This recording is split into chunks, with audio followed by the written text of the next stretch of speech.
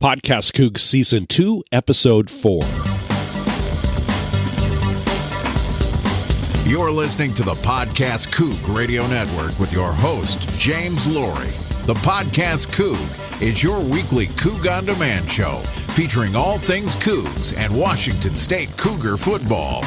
And now, here is your host, PodcastCoug.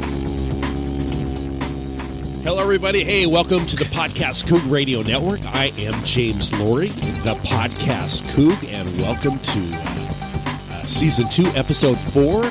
This is like a 25, 30-minute podcast every week coming to you during Coug football season, and we break it up into two segments. The first part, we're talking about the previous game, which is, of course, Oregon State, and then the second half of the program, we're going to talk about Nevada Wolfpack. Hey, just an update for you. The USC game on the 29th, Friday night, is sold out, so that is the latest from the university. I think there's some standing room tickets only, but the game is sold out, and wow, we've been waiting for this game for so long. Not that we're going to overlook Nevada, and we're going to talk about that on the second half of the program. All right, Falk and Tavares Martin Jr. hook up. The Cougs take down Oregon State 52-23 at Martin last Saturday. Not sure if I'm going to call that a boat race, but we won. And Luke Falk, of course, the FBS active leader, 98 touchdown passes, completed 37 of 49 for 396 yards without a pick. And Tavares Martin Jr., we call that TMJ. TMJ had 10 catches for 194 yards for our Pac-12 opener against the Beavs.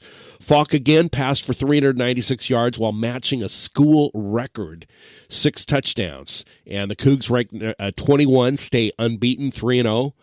Luke wrapped up his literally a 4-year run against Oregon State. The Beavs never have beat Falk, making him the only quarterback in Coug history to win 4 games against a single school. And Gary Anderson, Coach Anderson for the Beavs, says, "My hat goes off to the throws that were there and the balls that were caught.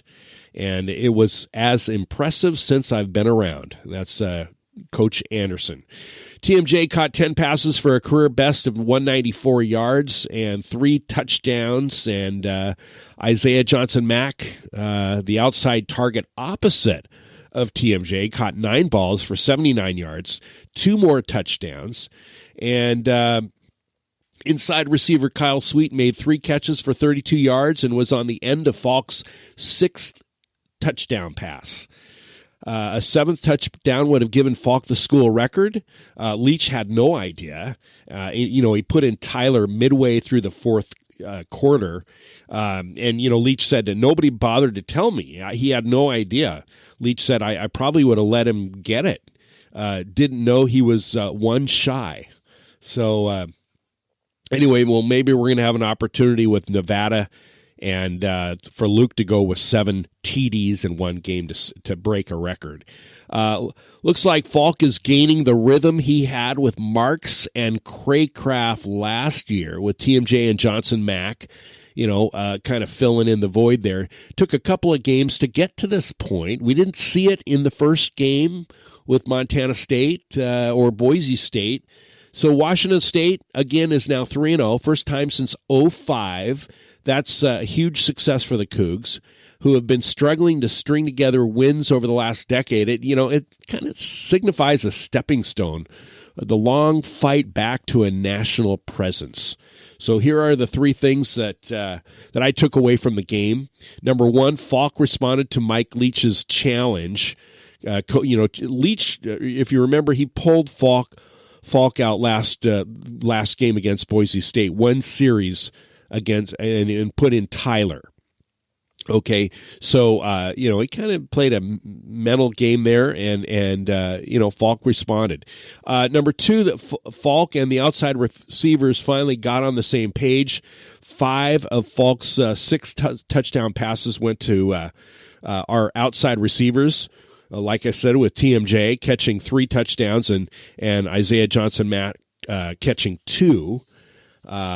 And then, Desmond Patman also got in on the action. He got 6 of 7 balls thrown his way and finished with 6 receptions and 68 yards. WSU pass rush has improved, and the defense is much better for it. Going into the season, I was concerned about the defensive line. 1 quarter away through the season, the defensive line is solid. Granted, we've only played one real test, and that was Boise. Through 3 games, the Cougs' defensive line looks to be the most improved unit on the team. The Cougs' pass rush has kind of been more effective this season. But what's impressive is that the front line is not one-dimensional, right? Hercules Mataafa and Frankie Luvu were the passing rushing stars of the first 2 games. Right, but against Oregon State, Nnamdi Aguayo was the standout. He had 3 solo tackles, including 1 loss and a quarterback hurry. So, interesting how every single game is different. Fourth quarter, Marcellus Pippins was able to strip sack quarterback Jake Luton, forces the fumble, and Frankie Luvu recovering, scooping up the score. And at that time, it was 49-16. Then of course Tyler came in at 6:30 left, perfect, and again so confident with Tyler Helinski, just great to see Tyler play a lot of the fourth quarter.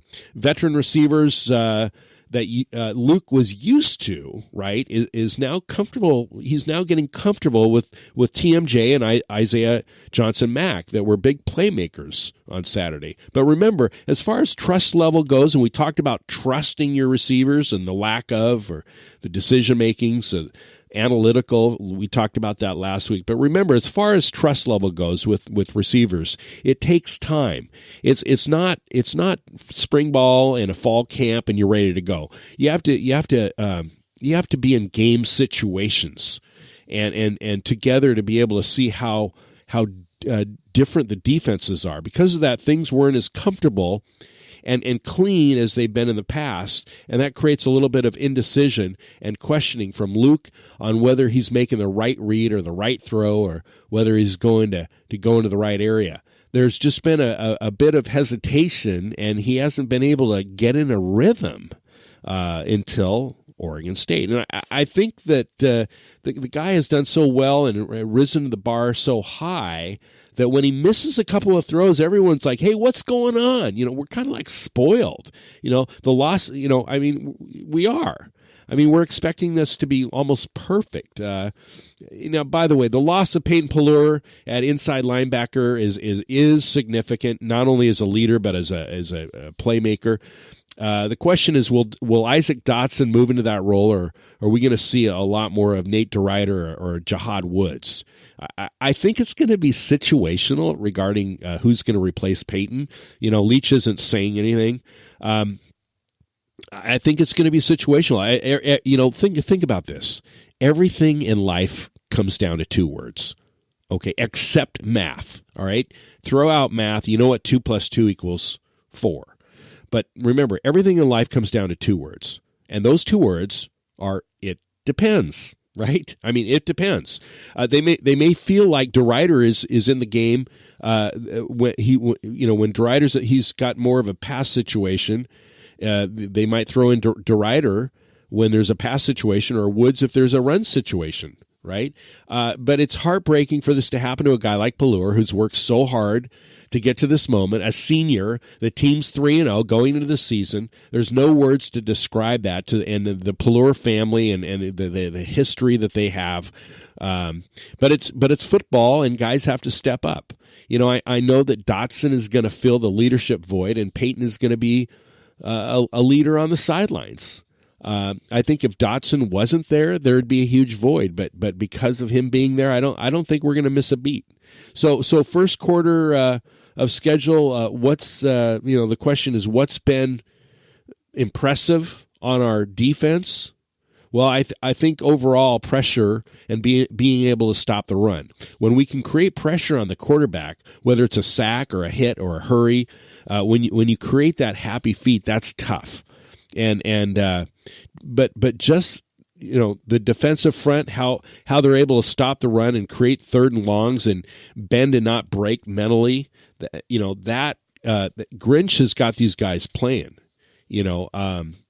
He's got him playing great. Hats off to Grinch, and I hope he's going to be with us for years and years and years. I hope he doesn't bolt to go to be a head coach somewhere next year. Even when they give up on the big, even when they give up the big play on first down or whatever, for whatever reason, the Cougs are able to come back, and so. Again, hats off to our defense and Coach Grinch for this team. Now, on the offensive side, what has the offense done well, for the first quarter of this season? We're already a quarter into the season, right? Well, the ability of the playmakers to make guys miss.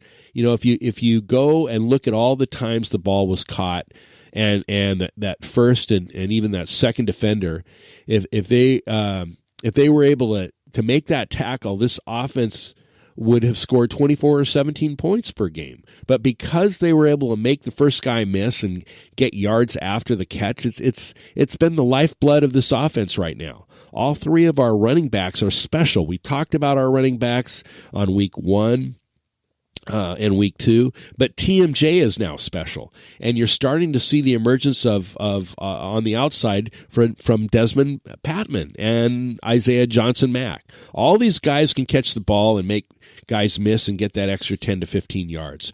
What improvements do we need in our offense? I mean, what can be improved? Well, this is week to week, but offensively, getting the run game going. I mean, you don't want to become one-dimensional like 2013 where we didn't run the ball, got one-dimensional and threw the ball a boatload of yards per game and didn't even translate to any wins. Getting successful rushers will be big to keep the offense going. We talked about this in week 1 or 2 about Williams and Morrow and Wicks. But I know that our running backs will get touches, whether it's a swing out to the backfield or a shovel or screens that are called. Being able to run the ball is so important. I'm sure we're going to be fine with Nevada. We're going to talk about that in the second half of the program, which is coming up in just a minute. Let's have the offensive line dominate the line of scrimmage. Right? Okay. So, quick recap of Oregon State. The first 4 possessions, it was punt, touchdown, safety, and punt. Okay. Then you go hard with 3 straight touchdowns, and 6 of your next 7 series are all TDs. And to be critical, we can't expect perfection. Cougs need to, literally be a little sharper from the start. We haven't seen that at all this year, right out of the gate. As talented as Falk is, it's unrealistic to expect the offense to never go 3 and out and click on every drive. As a quarterback, it takes time to get in the rhythm. We talked about the rhythm last week, and Falk finally got in the rhythm when he's getting confident. He's starting to get confident, and then TMJ and Isaiah Mack Johnson showed up. Martin shows up and Mack Johnson shows up, and the expectation is the expectation is you put up 50 points against Oregon State or Nevada. We'll see what happens to SC. That's a whole different deal. So we can't just we haven't played anybody except for Boise. Okay, let's remember that. But once we get the opportunity, Luke's going to do it, and whether it's down the seam, down the sidelines, everyone is hyping them up as playmakers. Martin is fast. Martin Jr. is fast. He's not getting jammed up. He's getting freed up. And once they find the deep ball, those dig routes, they're confident in Luke, as Falk was able to step up once he found those dig routes, those crossings, those 15 to 20-yard dig routes. Getting off the line of scrimmage. We haven't seen that since mid-season of last year. So Luke got his confidence up, found the rhythm. Bottom line is Luke performed, and it's as expected, to perform. Confident in his guys, which is now starting to spark. So the game goes the game ball goes to TMJ and Isaiah Johnson-Mack. So we're now 3-0, 1-0 in conference, 5 straight home games at Martin. This shows you where the program is headed. Great that we're 3-0, but we're being too critical on our slow starts. No longer is this acceptable as the standard. We need to exceed expectations, and I think we're a little bit too hard on ourselves. We're playing good football at times and bad football at times, and especially starting right out of the gate. So we've got some things to work on, and I'm sure Leach is going to take care of it. So we're ready to put our best foot forward. Our literally our gas on the pedal on Saturday against Nevada, which we're going to discuss on the part 2 of the podcast Coug coming up next. We're going to talk about Nevada, the game on Saturday, 3 o'clock, coming up next, right here on the PodcastCoug Radio Network. Hey, Coug fans. You're podcasting with James Laurie and the PodcastCoug Radio Network. The PodcastCoug is your weekly Coug on Demand show, featuring all things Cougar football in Washington State. To help you get through the week, hit the subscribe button or check us out on iTunes, the App Store, iOS, Google Play, Stitcher, or at podcastcoug.com.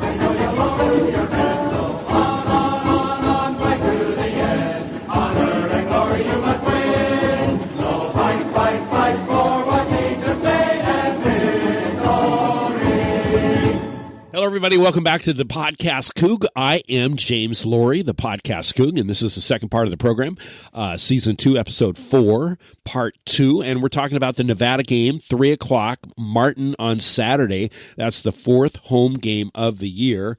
Cougs, of course, ranked number 18, 3-0. Nevada is 0-3. They lost last week to FCS Idaho State.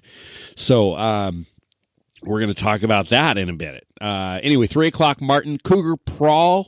The Cougar Prawl is right outside the field house.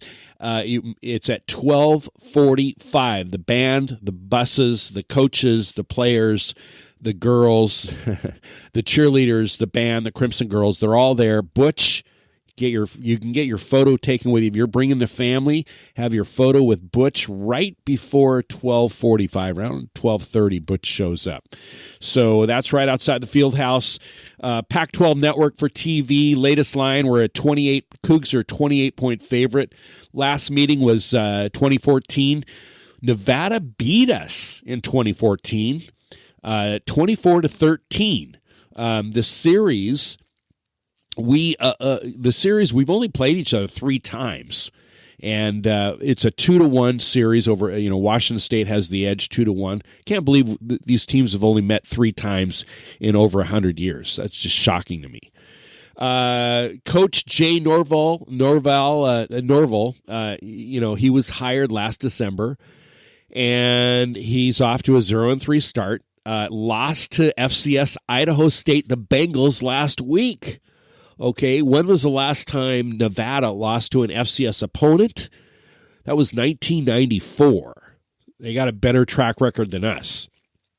And, maybe the Bengals are better than, than Nevada. I mean, the Bengals, it's FCS. They're not a powerhouse of the FCS, okay? But they beat Nevada last Saturday. Now, Nevada's, completely rebuilding. They've got a freshman quarterback, true freshman, that started on that game. But Anyway, Coach Norvell has his work cut out for him. Norvell's background is a receivers coach. He was the passing game coordinator at Arizona State in 2016. Before that, he had a couple of stints at Texas and Oklahoma, UCLA, and Nebraska. All right, their star players. Quarterback Kamen Kiritan. Now, Kiritan is a true freshman quarterback from California, and earned his first start last week, like I said, against the Bengals. Kiritan replaced junior quarterback Ty Ganji, who was benched after 2 ineffective performances. Ganji went for 35 of 74 for 476 yards, 4 touchdowns, and 2 interceptions in their first 2 games, of the Wolfpack. So Ganji got benched. In comes Kiritan, and then Kiritan starts with Idaho State. He completed 19 of 33 passes for 205 yards, 3 touchdowns, and threw 1 interception in their loss against the Bengals last week. Another key player, wide receiver Wyatt Demps. Through 3 games, Demps leads the Wolfpack with 16 receptions. He's got 192 receiving yards, 3 touchdowns. He's shown some chemistry. He's a good team player. He's good chemistry with Kiritan since 2 of his touchdowns came in the Idaho State game. Demps was the All-Mountain West honorable mention selection in 2016, starting 11 games for Nevada and finishing with a team high of 53 receptions for a career high of 686 receiving yards. Linebacker Austin Paulus, he's 6 foot, 230-pound senior linebacker, leads the Wolfpack's defense with 29 tackles and 5.5 tackles for a loss. He was a backup in 2016 who played in 11 games, earning 3 starts, but he started every game as a linebacker for Nevada this season. So, numbers 8. There's 18 number of third down conversions that Nevada has managed this year. So they've only got 18 third down conversions. It's about 40. It's about a 40% conversion rate. That's out of 44 attempts. So they're 18 out of 44 converting third down conversions. 11 fumbles they've had this year through 3 games, 11 in 3 games losing the ball. So ball security is a problem. All right. And, is this a trap game? Well, there's a lot of guys that said early on in the year that Nevada is the trap game, right? We're going to overlook Nevada. We're not going to show up because obviously SC is coming to town Friday night on the 29th, right? And I wish it was a Saturday, by the way, but it's all about TV money. It's all about ESPN and money. So I guess we'll take the Friday night. So earlier this year, Nevada could be a trap game. We don't show up and Nevada takes us, right? I don't see that happening. Number one, we could say, well, they lost to Idaho State, FCS, and so, we'll just show up and score 50 points. Hang 50, 55, boat race. I don't see this as a trap game at all. They're off to a 0-3 start. They have really, really bad ball control. And they just don't have a lot of good, effective recruiting in the last couple of years. So, Coach has got a big rebuilding. Jay Norvell's got a huge rebuilding going on at Nevada, and he's in his first year. So I don't see this as a trap game. I don't think we're going to overlook them. Now, the good news is Nevada is a perfect game and opportunity to bring in the replacement for Peyton Pelluer, right? As you know, Peyton broke his foot last Saturday. We talked about Peyton on the first segment, and I didn't see that. Did you guys see that? Did they show? They didn't show that anywhere. I was at the game, and then I watched the recap on TV, but I did not see that at Martin. I didn't see it on TV. I don't know what happened. Maybe it was off. Maybe it was on the sidelines. Or maybe, who knows? It was on the field. But so again, who's going to start at middle linebacker? Isaac Dotson, Jahad Woods, or Nate DeRuyter? That's the big question. And remember, it was it depends. My answer to that, but it's. We'll see. It's all going to be fine. We're going to be fine. Somebody's going to step up, and Peyton will be a great leader on the sidelines, and he really will support our team. It's too bad he won't be there for senior day, right? Playing. I mean, but it's unfortunate. Again, it's heartbreaking to have this happen to a guy like Pelluer.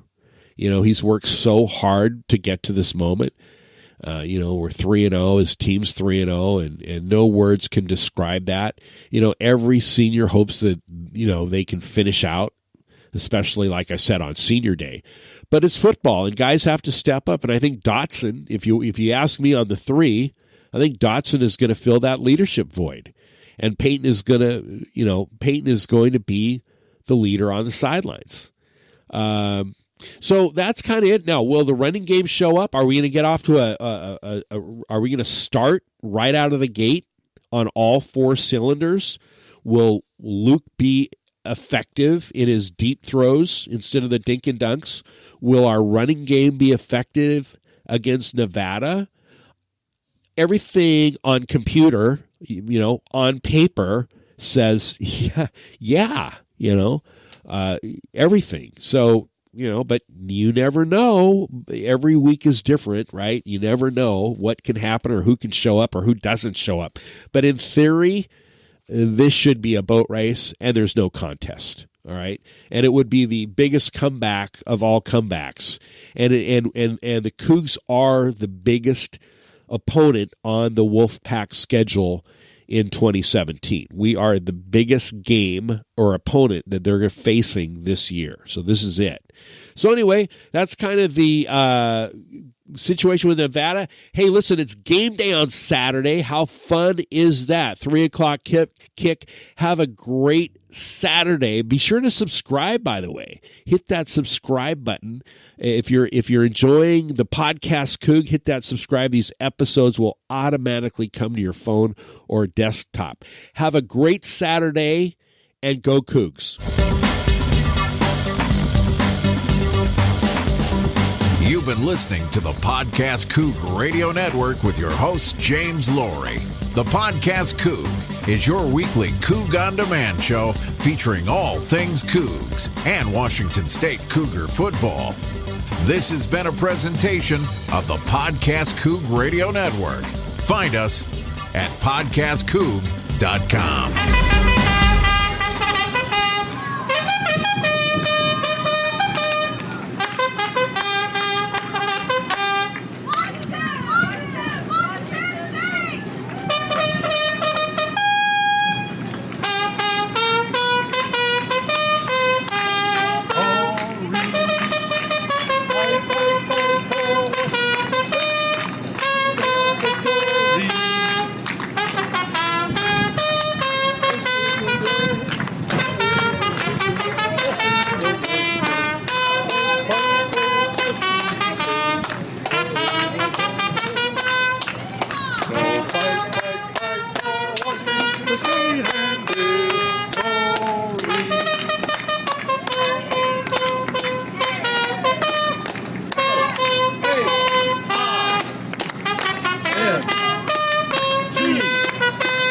T-O-N-Z-A-G.